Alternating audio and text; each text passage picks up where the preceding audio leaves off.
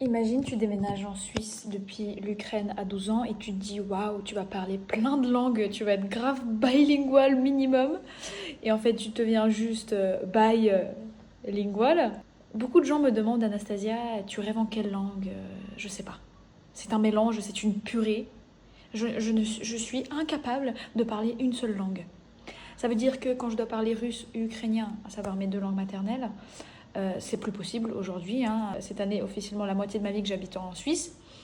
Je perds des mots. Je perds des mots, clairement. Je dois utiliser des mots en anglais ou des mots en français. Voilà, je me suis dit, du coup, le français, c'est maintenant ma langue principale. Non, non, non, je dois quand même placer des mots en anglais.